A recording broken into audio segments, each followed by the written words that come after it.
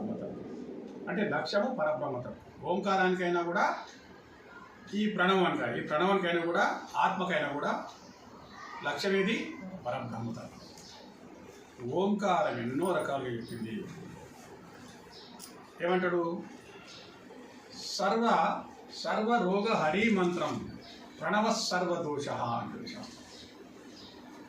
యోగ చూడమని ఉపనిషత్తులో ఈ మాట చెప్తాడు. అక్కడే చెప్తాడు మళ్ళీ యోగ చూడమని ఉపనిషత్తులో ఏం చెప్తాడు? శుచిడి వ్యాప్య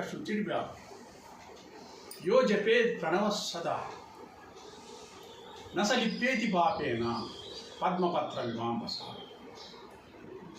పరిశుద్ధ మనస్కుడై ఎవడైతే యోగములో ఓంకారాన్ని కనుక జపిస్తాడో స్మరిస్తాడో వానికి ఏ పాపంలో కూడా అంటావు. ఎలా అంటావు అంటే, ఇప్పుడు తామర ఆకు ఉంటుంది కదా, తామర ఆకు మీద నీళ్లు నిలబడతాయా?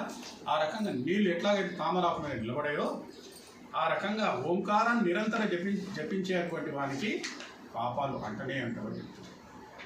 అంటే ఓంకారం గురించి ఈ రకం ఏతద్యేవాక్షరం బ్రహ్మ, ఏతద్యేవాక్షరం పరం, ఏతద్యేవాక్షరం జ్ఞాత్వాయో యదిచ్యతి తత్ అంటుంది కఠోపనిషత్తు.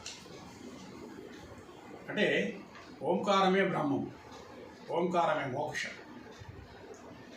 ఇది తెలుసుకున్న వారికి వారు ఏది కోరితే అది సంభవిస్తుంది అని చెప్తుంది కఠోపనిషత్తు. తర్వాత శ్వేతాశ్వత రూపనిషత్తులు కూడా చెప్తారు ఒక మాట.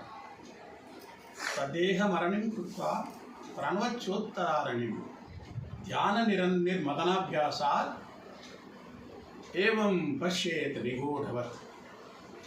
దాని అర్థమైంది, ఈ దేహము ఒక కట్టే, ఓంకారం ఇంకొక కట్టే. ఈ ఓంకారం అనే కట్టెతో దేహం అనే కట్టెను కనుక రాపిడి చేస్తే ధ్యానం అనేటువంటి రాపిడి